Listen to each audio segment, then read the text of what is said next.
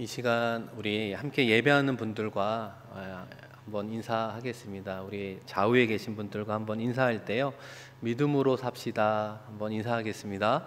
믿음으로 삽시다. 우리 또 앞뒤에 계신 분들과 한번 인사할 때요, 믿음으로 승리합시다. 믿음으로 승리합시다. 우리 성도님들은 평소에 자주 듣는 복음성가가 무엇이 있습니까? 여러분마다 좋아하는 복음성가가 있고 그 이유가 있잖아요. 저는 요즘에 자주 듣는 복음성가는 오직 믿음으로라고 하는 겁니다. 여러분 한번 화면을 보시면 1절 가사가 나오는데요. 세상 흔들리고 사람들은 변하여도 나는 주를 섬기리. 주님의 사랑은 영원히 변하지 않네. 나는 주를 신뢰해. 오직 믿음으로 내가 살리라. 오직 믿음으로 내가 살리라. 여러분, 오직 믿음으로라고 하는 1절 이 가사의 내용을 잘 보시면 정말 우리를 잘 설명해 주고 있구나라는 생각을 하게 됩니다. 사람들은 변하잖아요. 사람들의 사랑도 영원하지 않습니다. 변하는 사람들이 모여 사는 이 세상 안정적이지 않고 흔들릴 수밖에 없습니다. 그런데 하나님은 우리를 그 세상 한복판에 두셨잖아요. 흔들리고 변하는 그 세상 속에 왜 우리를 두셨을까? 그리고 우리가 그곳에서 어떻게 살아갈 수 있을까? 그것은 하나님을 향한 믿음으로 살아갈 때 우리가 살아갈 수 있고 생명과 또 풍성함을 누릴 수 있습니다. 여러분, 왜 그렇습니까? 주님의 사랑이 영원하다, 변하지 않다라고 이야기하는 거예요. 이 세상의 모든 것은 다 변하고 없어지고 사라질지라도 변하지 않는 것이 있는데, 하나님이 저와 여러분을 사랑하는 그 사랑이 영원하고 하나님께서 우리에게 베풀어 주신 구원의 그 약속이, 그 언약이 영원하기 때문입니다.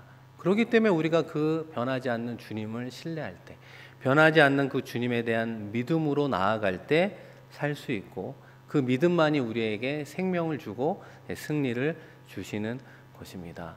그러므로 우리의 믿음이 커질 때 우리의 풍성한 생명, 하나님의 놀라운 구원의 승리를 삶의 자리에서도 누릴 수 있는 것입니다. 그렇다면 오늘 본문 말씀에 등장하는 이스라엘 백성들은 그 풍성한 생명, 그 놀라운 구원의 승리를 왜 누리지 못했을까? 그리고 사무엘을 통해서 어떤 과정을 통해 그런 은혜를 누리게 되었을까요? 오늘 설교의 결론에 해당이 되기도 하는 우리 사무엘상 7장 3절 말씀을 의미를 생각하며 한번 같이 읽겠습니다. 사무엘이 이스라엘 온 족속에게 말하여 이르되, 만일 너희가 전심으로 여호와께 돌아오려거든 이방 신들과 아스다롯을 너희 중에서 제거하고 너희 마음을 여호와께로 향하여 그만을 섬기라. 그리하면 너희를 블레셋 사람의 손에서 건져내시리라. 아멘. 사무엘 선지자가 이스라엘 공동체에게 쉽게 말해서 회개를 촉구하고 있습니다. 더 나아가 온전히 회개하면, 전심으로 여호와 하나님만을 섬기면 어떤 결과를 약속합니까? 이스라엘을 괴롭히는 블레셋 사람들의 손에서 너희를 구원하리라. 그 전쟁에서 승리하게 하리라. 이렇게 약속해 주었습니다. 하나님의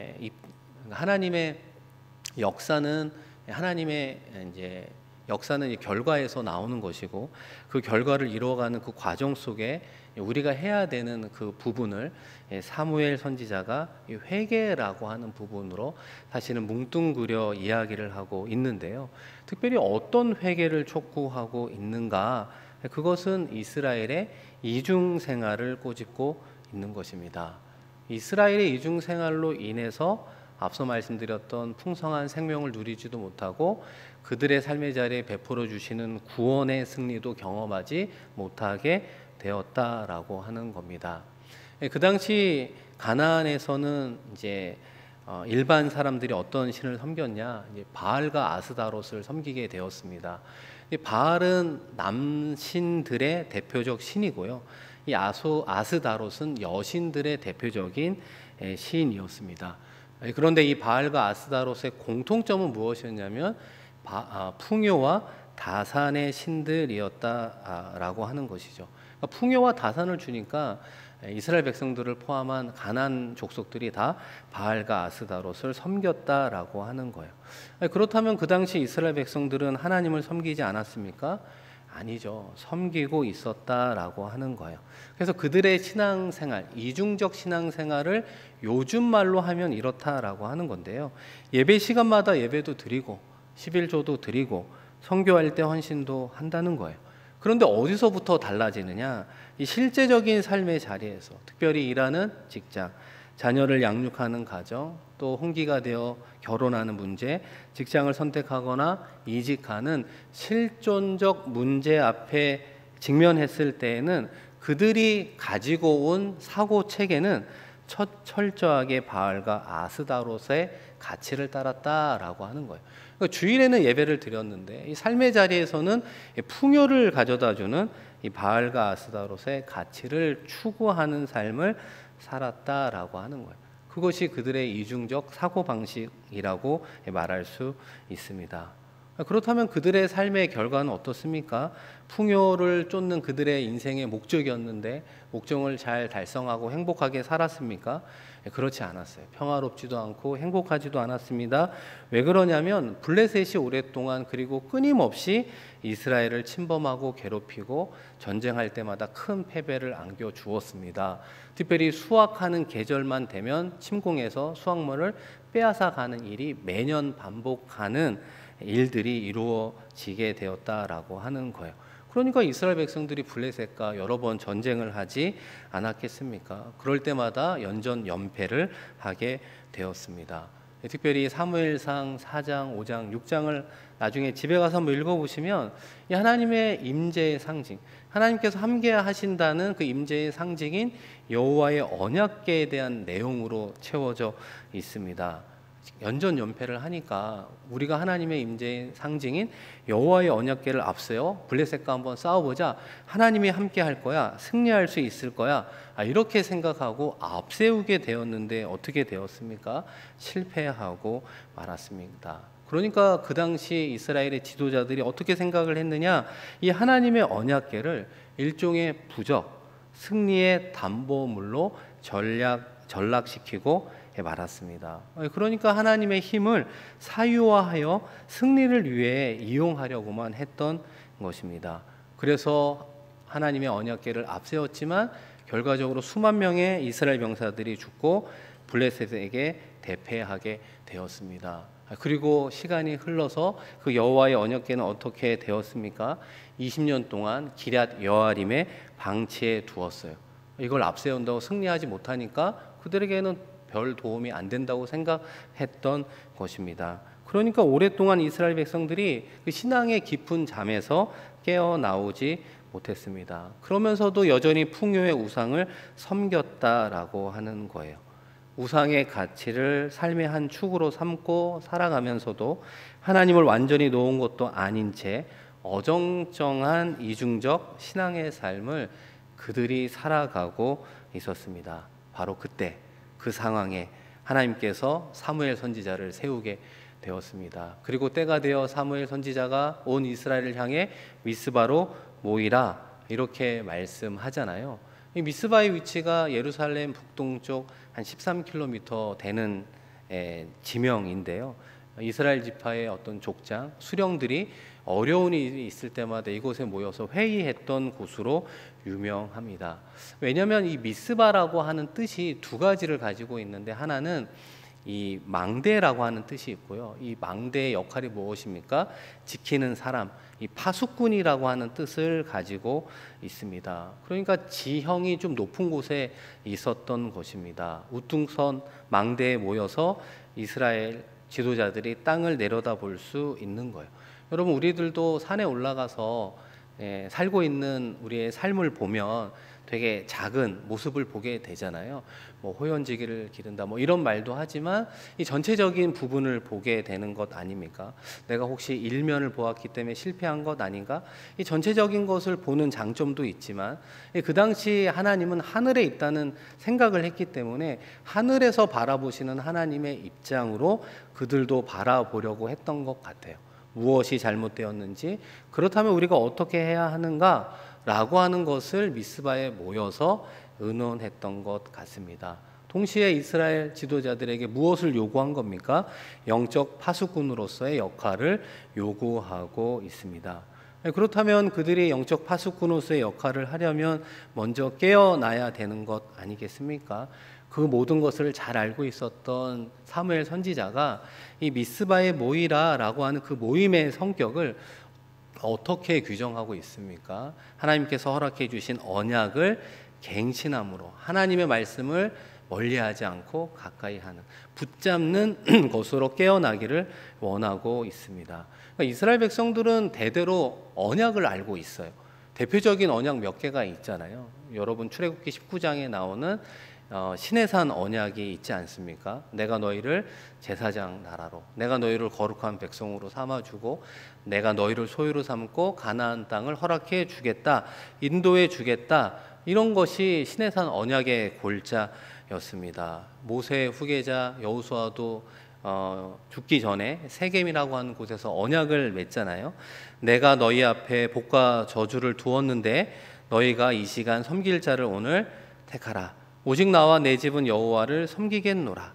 여호수아도 죽기 전에 유언과 같은 말씀을 이야기하고 있습니다. 하나님이 시내산에서 이스라엘 백성들과 약속했던 언약을 갱신함으로 하나님의 약속이 이어져 가기를 원하고 있습니다.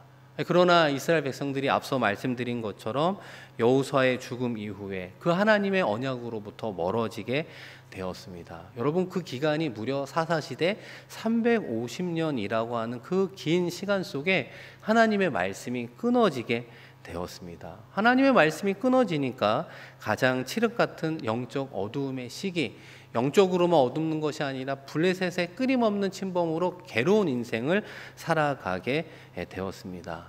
사랑하는 성도 여러분, 사람은 바뀌죠. 시간이 지나 역사도 지나갈 수 있습니다. 그러나 변함없는 것이 무엇이라고요? 하나님의 언약이라고 하는 것입니다. 그 옛날의 언약으로만 그치는 것이 아니라 지금 이 시간 우리들도 날마다 하나님의 언약을 갱신해야 되는 것이죠. 좌로나 우로나 치우치는 것이 아니라 하나님의 언약을 붙잡으며 살아가십시오. 붙잡으면 우리에게 복을 주시고 그것을 붙잡지 않으면 화가 임할 것입니다 라고 하는 그 언약은 변함없이 우리를 향해서도 말씀하고 있습니다. 이렇게 모인 이스라엘 백성들을 향해 첫 번째로 사무엘 선지자가 그들에게 주었던 말씀이 있는데요. 여러분 6절 말씀을 한번 같이 읽어보겠습니다. 그들이 미스바에 모여 물을 길어 여호와 앞에 붓고 그날 종일 금식하고 거기에서 이르되 우리가 여호와께 범죄하였나이다 하니라. 사무엘이 미스바에서 이스라엘 자손을 다스리니라. 아멘. 여러분, 특별히 6절의 이 마지막 표현을 보시면 사무엘이 미스바에서 이스라엘 자손을 다스리니라, 다스렸다라고 말하고 있습니다. 사무엘 선지자가 이스라엘 백성들을 어떻게 다스렸는가? 하나님의 말씀을 먹였다는 거예요. 끊어진 하나님의 약속의 말씀을 그들에게 붙였다, 붙이고 그들이 먹고 살아날 수 있도록 도와주었다라고 하는 의미입니다. 15절, 16절, 17절 말씀도 여러분 성경 있으시면 보시면 다스렸고 다스렸으며 다스렸더라 말씀하고 있습니다. 사무엘이 하나님의 말씀으로 계속해서 다스릴 때 블레셋이 사무엘이 살아있는 동안 침범하지 못하도록 은혜를 베풀어 주었다, 이렇게 말씀하고 있습니다. 그런 의미에서 목회자의 목양의 핵심이 무엇입니까? 말씀을 먹이는 것 아닐까요? 여러분, 목회자만 하나님의 말씀을 먹일까요? 교회 안에 리더 가운데 특별히 구역장, 또 교사, 또 1대1의 양육자, 이런 분들도 공통적인 핵심 가치가 무엇이죠? 하나님의 말씀을 먹이는 것입니다. 첫 번째와 그 마지막 목양의 과제는 우리에게 맡겨준 양떼들에게 하나님의 말씀을 먹이는 거예요.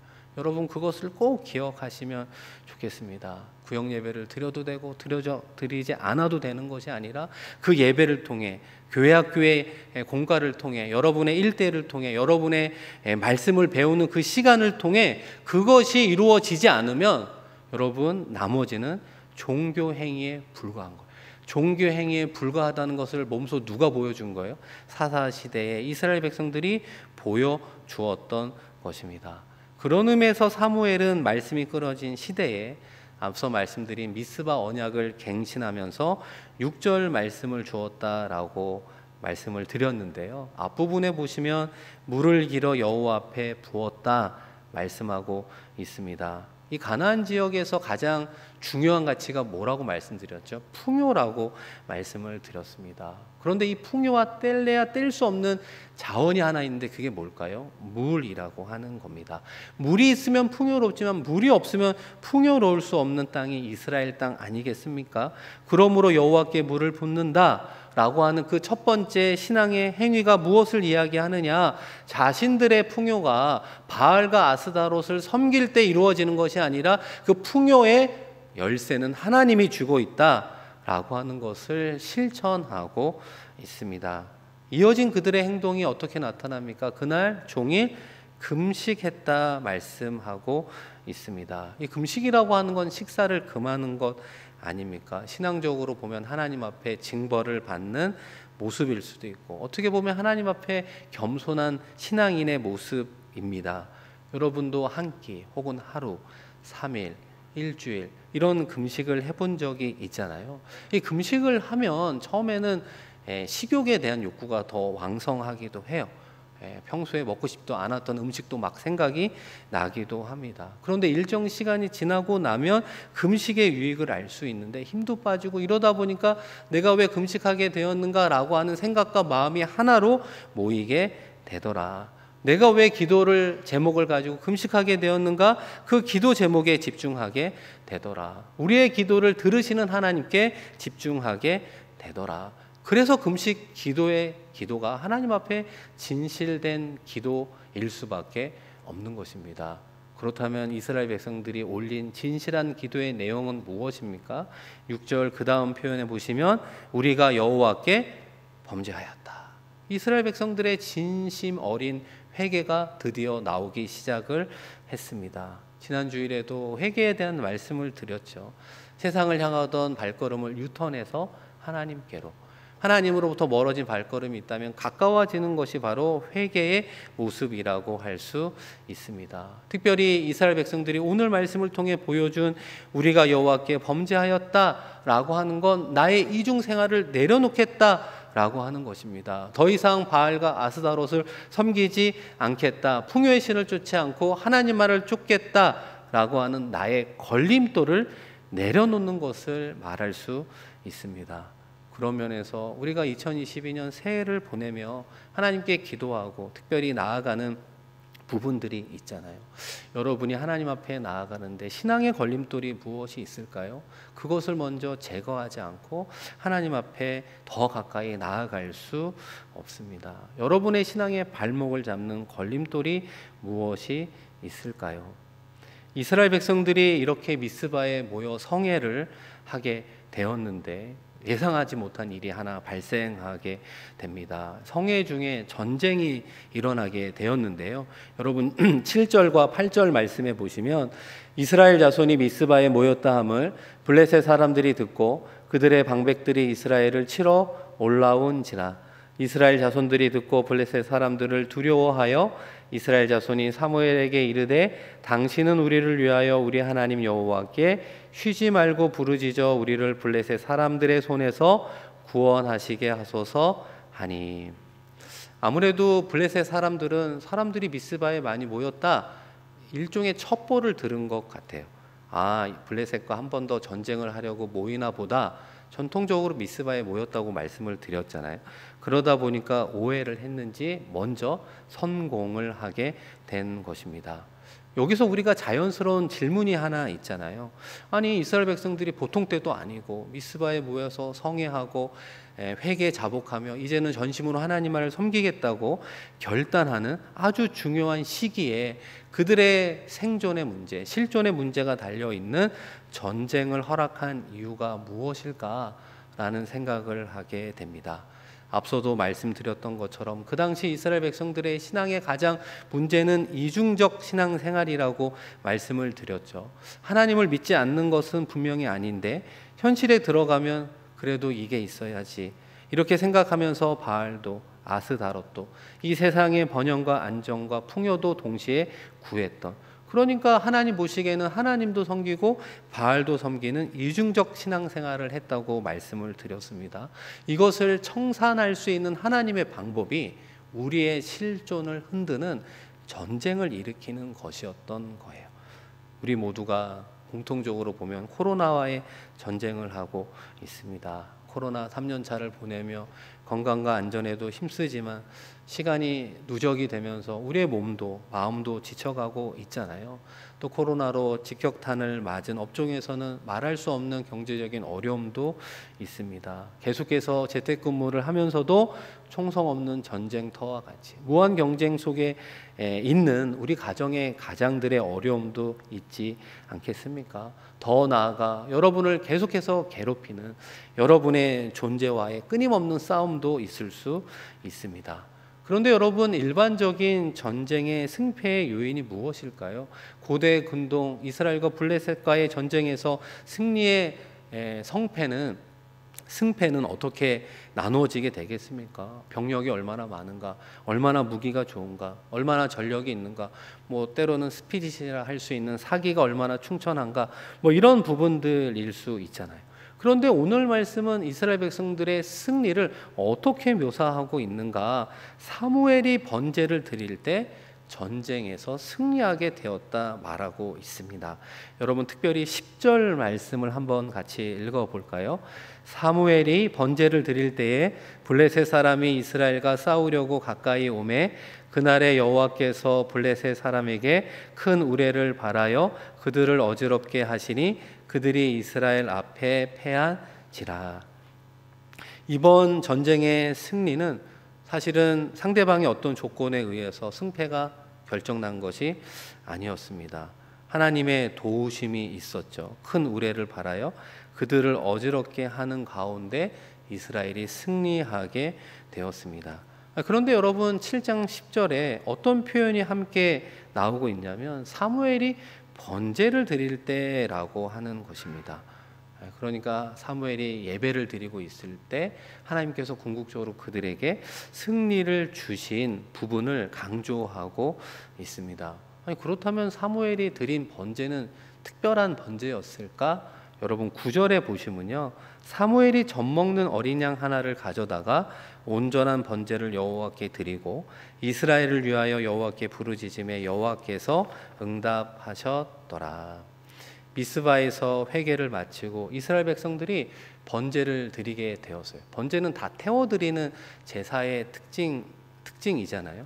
그런데 특별히 어떤 제물을 드렸다라고 말하냐면 젖먹는 어린 양이라고 하는 겁니다. 그러니까 젖먹는 어린 양도 제물이 될 수 있을까? 율법에 의하면 짐승이 태어난 지 8일 이후에는 제물로 사용할 수 있다고 합니다. 그러니까 이 젖먹는 어린 양은 아마 태어난 지 8일이 조금 지난 그런 어린 양으로 보이게 됩니다.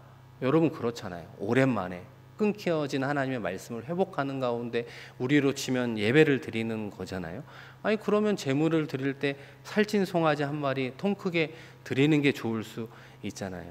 양으로 제사를 드린다면 역시 살찐 양을, 그것도 여러 마리를 드리면 얼마나 좋겠습니까? 그런데 이 젖먹는 어린 양은 히브리어 원문을 정확하게 해석하면 젖먹는 어린 양 한 마리라고 표현하고 있습니다.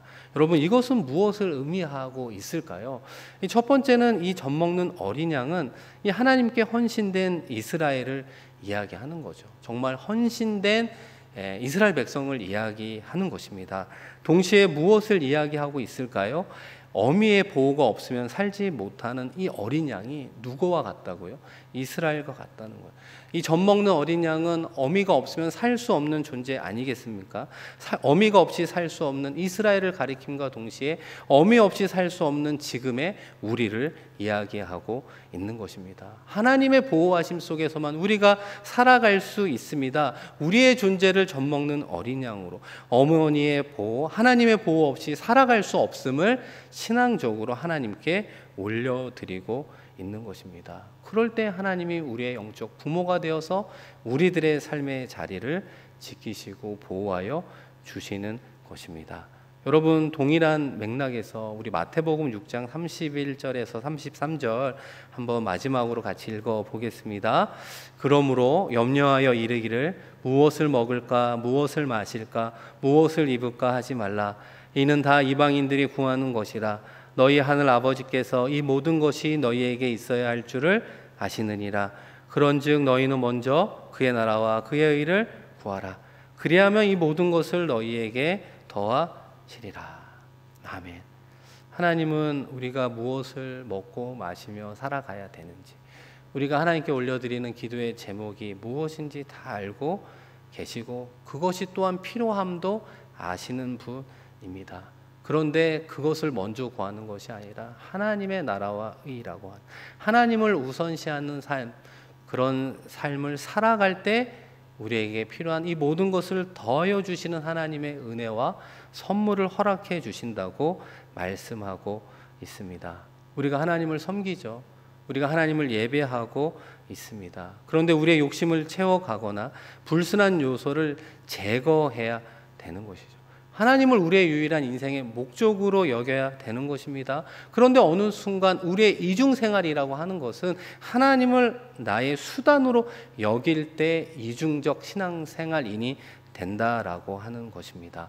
우리가 원하는 것을 하나님의 힘을 통해 이루어 가려고 하는 비신앙적 요소를 제거해야 되는 것이죠. 우리가 신앙생활은 하지만 아무 대가 없이 하나님께 영광을 올려드리는 것이죠. 우리를 예수 그리스도의 보혈로 사셨기 때문에, 주님의 것이기 때문에 주님의 영광을 위해서 살아갈 뿐입니다. 그럴 때 하나님은 이스라엘의 하나님이 되어주시고 우리의 하나님이 되어주시고 오늘 말씀처럼 그들을 끊임없이 괴롭히고 그들을 끊임없이 낙심하게 하고 그들을 끊임없이 절망하게 만드는 블레셋을 물리쳐 주셨고 우리의 영적 블레셋을 물리쳐 주시겠다고 약속해 주고 있습니다. 여러분 생각해 볼까요? 여러분의 삶의 자리에서 많은 것을 갖추고 있어요. 사람들과 비교해 보면 없는 것이 없어 보여요. 그럼에도 불구하고 여러분을 끊임없이 힘들게 하는 요소는 남아 있을 수 있다는 겁니다. 여러분을 끊임없이 어렵게 하고 낙심하고 절망케 하는 요인이 있을 수 있다라고 하는 것입니다. 그것을 주님께서 해결해 주시겠다고 약속해 주었습니다. 사랑하는 성도 여러분, 지금까지 이스라엘의 역사가 어두웠던 원인이 무엇입니까? 이스라엘 백성들이 하나님을 믿는 고백과 그들의 삶이 달랐기 때문입니다. 고백 따로 실전 따로 살아가는 삶이었기 때문입니다.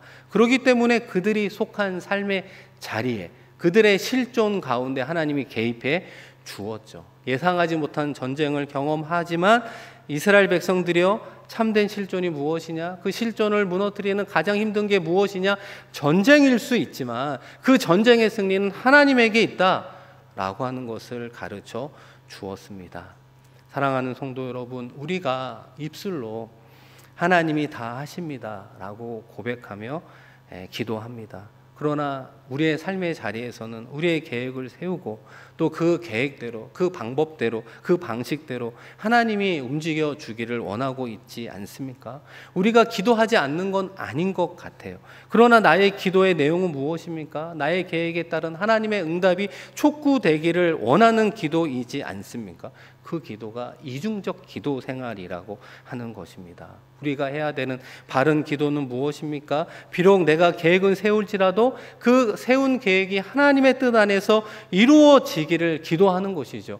계획을 세우고 이뤄가는 삶의 자리에 내가 가지고 있는 욕심과 탐욕과 정욕이 있다면 깨닫게 해주시고 그것을 십자가 아래 내려놓게 하여 주옵소서. 그것이 하나님께서 우리에게 원하는 바른 기도라고 하는 거예요. 그리고 나서 올려드린 계획에 따른 인생은 하나님께서 더하여 주신다고 약속해 주셨습니다. 하나님께서 가장 선한 길로 인도해 주신다고 약속해 주었습니다.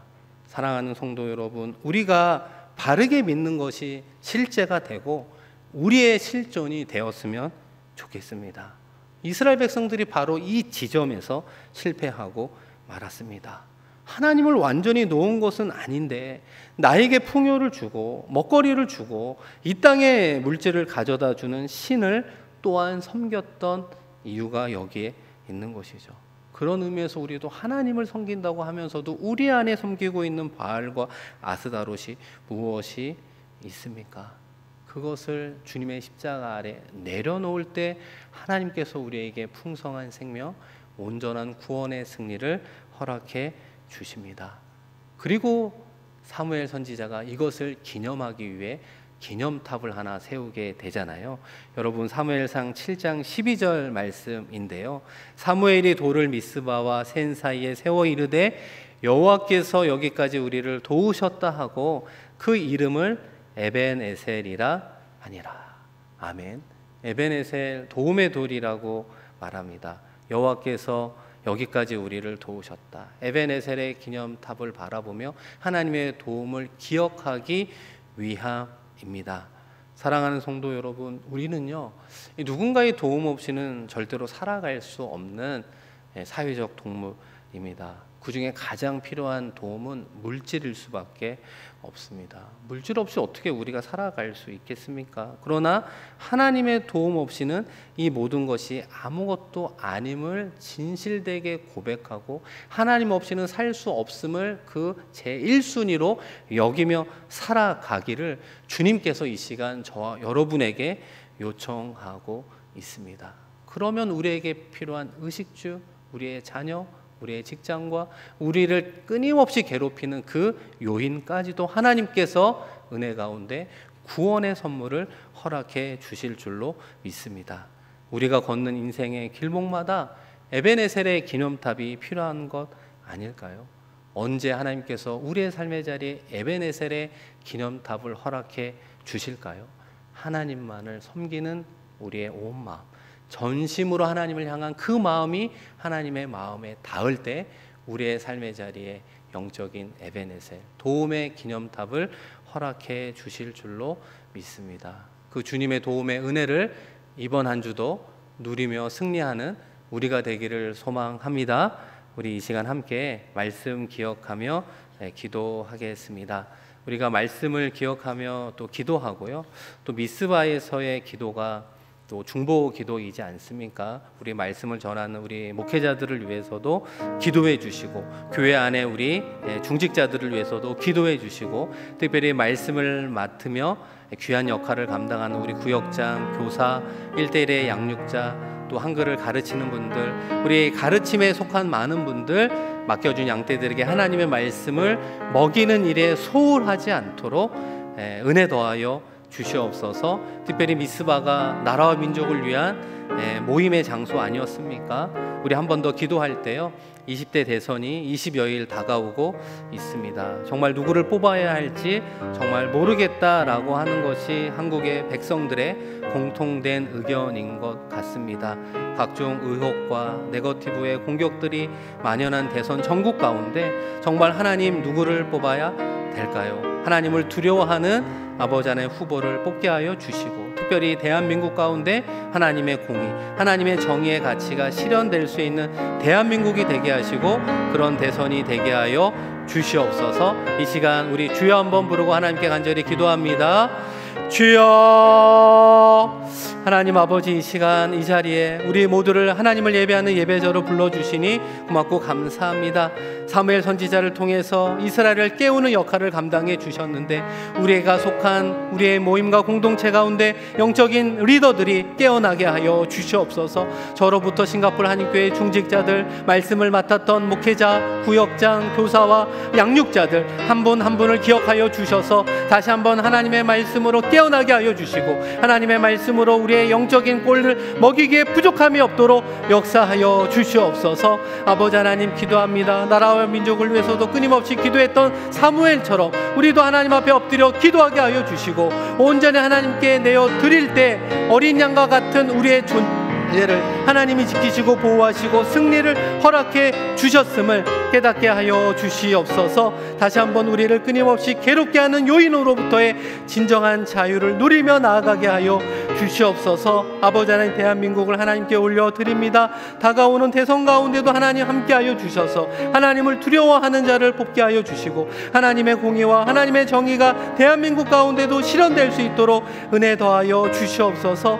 계속해서 기도함으로 나아가 하나님의 때 정말로 마지막에 영적인 이스라엘로의 귀한 역할들 감당하며 나아갈 수 있는 대한민국 될 수 있도록 은혜 더하여 주시옵소서. 오 아버지 하나님, 감사합니다. 주님 바라보고 나아가는 우리 모두가 되게 주시옵소서. 하나님 아버지, 2022년을 새롭게 시작하며 올 한 해 동안 하나님의 말씀을 개인적으로 우리가 속한 모든 공동체에서 아버지 하나님 가르치며 먹이며 나아가게 하여 주시옵소서. 때로는 구역과 교회학교, 공과 가운데, 말씀 가운데, 우리의 가정과 일터 가운데 하나님의 말씀을 붙잡고 나아갈 때 하나님께서 예배하신 복을 경험하게 하여 주시옵소서. 아버지 하나님, 우리가 하나님을 바라보며 기도하지 않는 것은 아니지만 나의 계획에 따라 하나님의 응답을 촉구하는 기도자에서 벗어나 우리가 세운 계획이 하나님의 뜻 안에서 이루어지기를 원하는 바른 기도자로 세워지게 하여 주시옵소서. 하나님만을 우선시하며 나아가는 우리들의 신앙의 모습을 통해 아버지 하나님, 나의 욕심과 탐욕과 정욕을 내려놓고 나의 계획과 나의 가정과 자녀와 일터와 나의 인생을 하나님께 올려드릴 때 더하여 주시는 하나님의 선물을 경험하게 하여 주시고, 우리를 끊임없이 힘들게 하고 괴롭히는 영적인 블레셋으로부터의 승리를 더하여 주시옵소서. 감사드리며 귀하신 예수 그리스도의 이름으로 축복하며 기도드립니다. 아멘.